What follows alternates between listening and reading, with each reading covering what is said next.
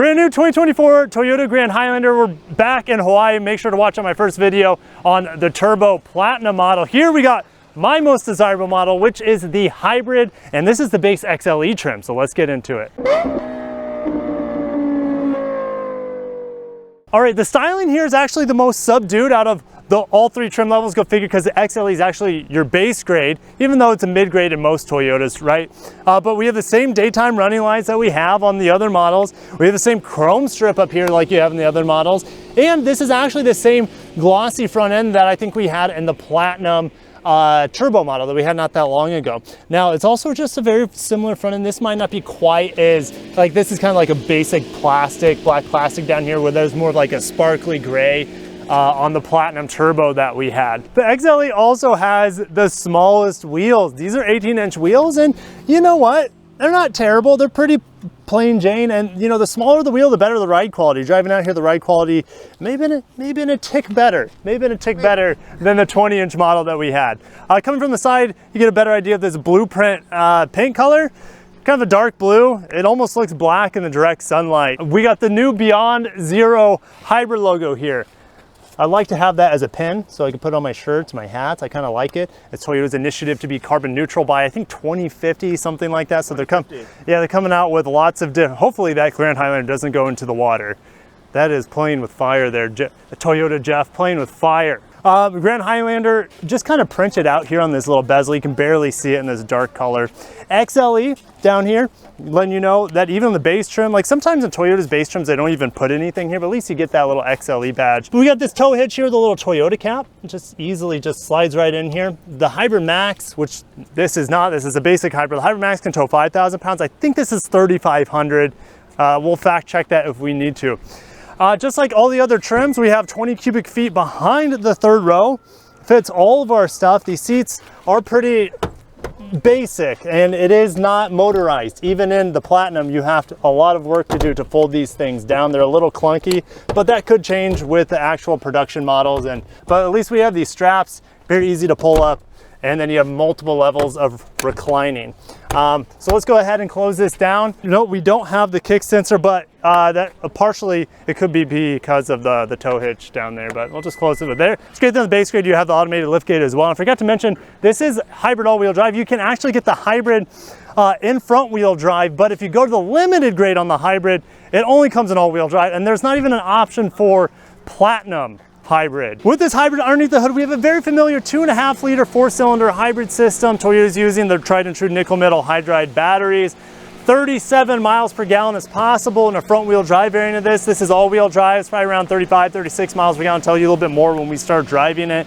It only has 243 horsepower compared to like the 362 you see on the Hybrid Max or the 265 that you see in the turbo 4-cylinder. So the weakest of the bunch, but drinks the least out of the bunch, which is great at the gas pump. Let's get into the third row, because we're talking about a large 3-row crossover. Can it fit at Dolts if you need to? Absolutely. I have headroom, I have leg room, a couple inches of leg room at 6'1". I have vents back here on the top, as well as USB-C. Now we're gonna go in the second row. And this is the first time Eric and I have actually seen the bench seat in the second row. The only other models we've seen so far have had the captain's chairs, and this seats 8 people. So three in the back, 3 here in the second row, and 2 up front. So it can put a lot of people and things in this vehicle all at the same time. We have USB seats for each passenger back here, a total of 7 in the car. Even though this is a base grade, we have manual climate control and automatic climate control for your passengers in the second row. 12 volt accessory power. You don't have that 1500 watt power, but that is an option, I think, on the limited grade to get that additional AC power.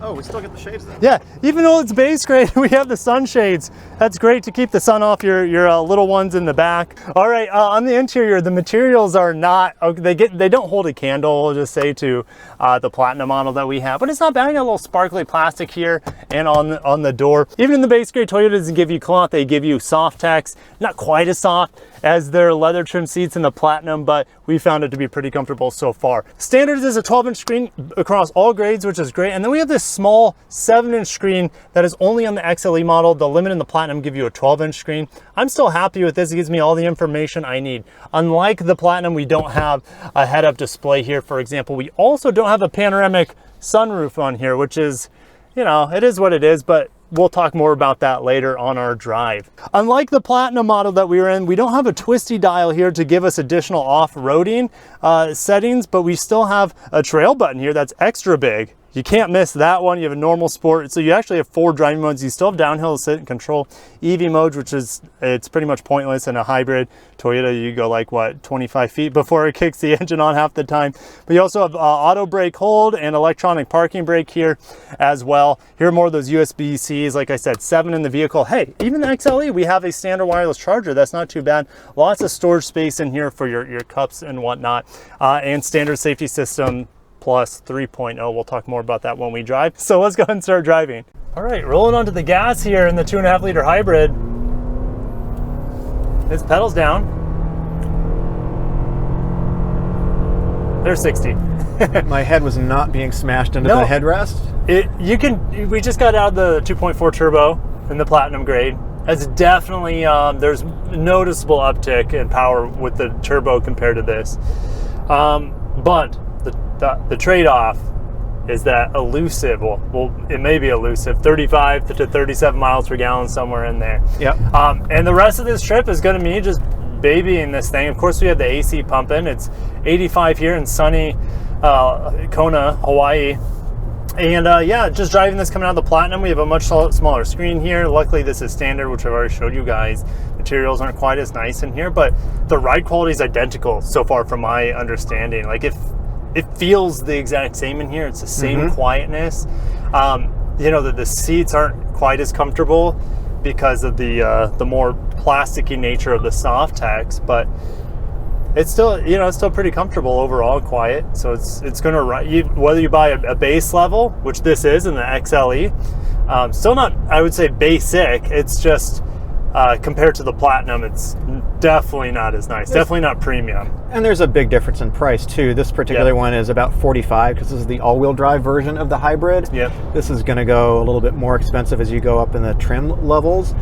But as you're saying, like, the seats are pretty good. It's still got the seats have the same build to them. It's just a different fabric on here, so it's not quite as plush. Right. And, you know, the surfaces in here are a little bit harder. I don't have like that nice simulated wood grain in here, the bamboo and everything.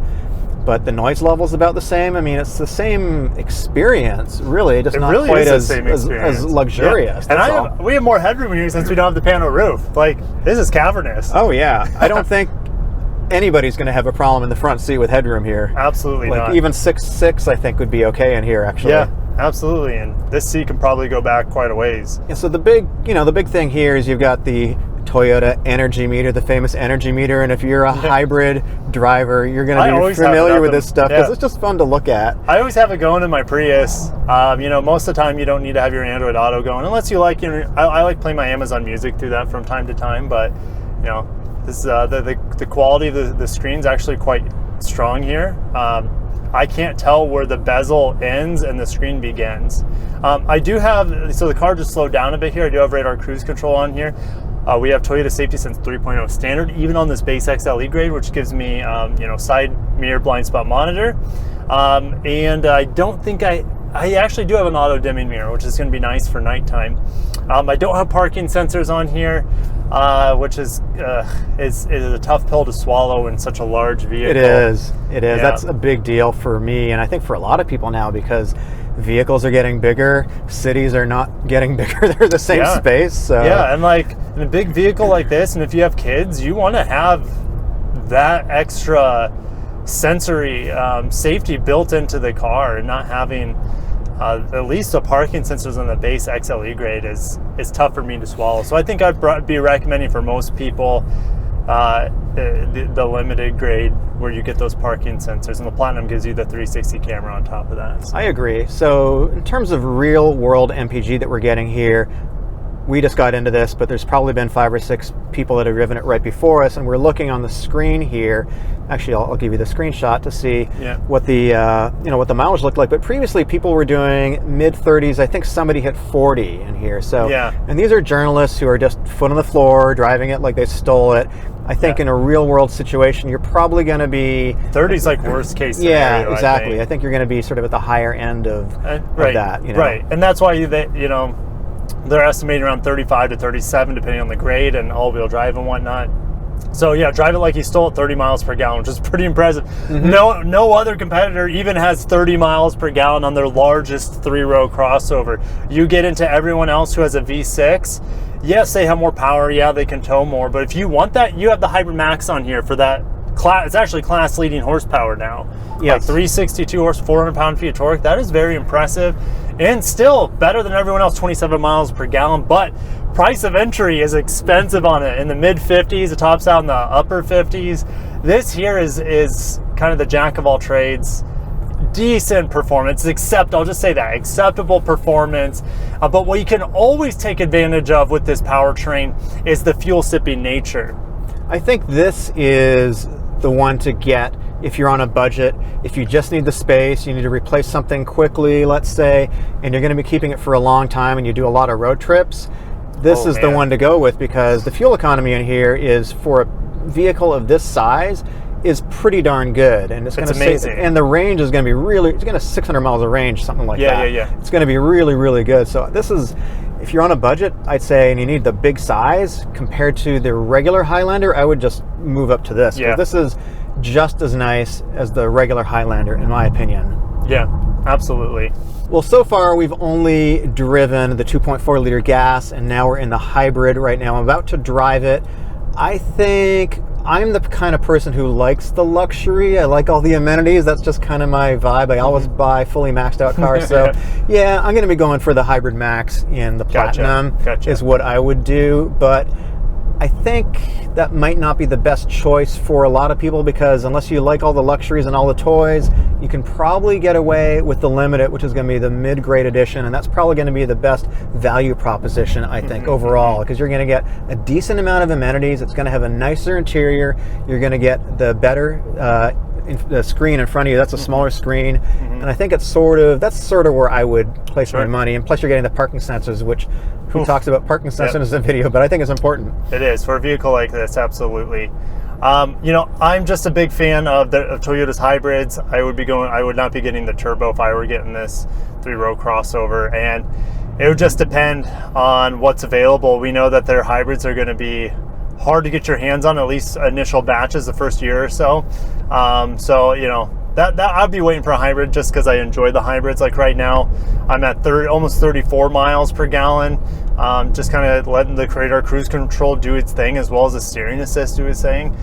So yeah, mid-grade is where I'd be happy. I don't need ventilated seats. It's too hot in Florida even for ventilated seats to work. So and you know, the panorama roof is good on the Platinum, but I'm actually enjoying the amount of roominess we have with our heads. So I think actually the Pano is exclusive to the Platinum, and unfortunately it's not available. Maybe you get a normal sunroof on the Limited or something. I think it is. You know, there's one thing we actually didn't talk about, which is only available on the Platinum. We can talk about it later, is the traffic jam assist. Is only available on the Platinum, and I've used it on the brand new Prius. In fact, you asked me what I would get. I'd get the new Prius, actually, because that's kind of more my jam. I just got on the brakes here for the first time, though. I really like the brake feel here. I'm going to get on it again, but that was impressive. It was much more firm than I was expecting from a Toyota hybrid. There's a truck behind us, so I won't be able to stop too much, but I'm really impressed with the brake feel here. Yeah, just going 50 miles an hour downhill, the car's happy to be in full EV mode, and it's recharging the battery. So like, that's one thing I always love that idea in a hybrid, is that no energy is lost, or very few energy is lost compared to a non-hybrid, right? So we're just, you know, boosting that battery, so when we get back to a hill, we can get more battery assist and electric assist to improve the power and also improve that fuel economy. Absolutely, and you know that a plug-in hybrid is going to be coming down the line. Toyota makes crossed. Everything. Oh, they're so good. They're making everything a plug-in hybrid, and there's no reason not to here, because you've got the packaging. You've got a very large space. Yeah, so there's going to be no. Sorry, but I'm happy the brake pedal. Yeah, a lot of space. Go ahead. A lot of space for the battery, because it's a big vehicle. The weight doesn't matter that much when you're into this size of vehicle. So I think a plug-in hybrid, they could put a big battery in here. You could get potentially 50 miles on it. We're just we're hypothesizing here, but it's coming. It's coming. Probably within 2 years, is my guess. I think so. And you know, at the end of my drive here, 37.6 miles per gallon. And I think it would just keep going up because now I got the battery. If we go back to energy flow here, the battery's topped off, and at this point I'll just try to maintain that charge and not, you know, expect too much of it. But yeah, steady state, these things are super efficient. They're very efficient in town, and this is the way I would be going, probably over the Hybrid Max, just because on my daily basis I can't tap into the 362 horsepower. But if you're towing, maybe. Yeah. All right, we'll see you guys in the next one. Thanks, Eric, for joining me. Check out his channel at Red Match TV on YouTube, and we'll catch you in the next one. Peace. Thanks. See you in the next one.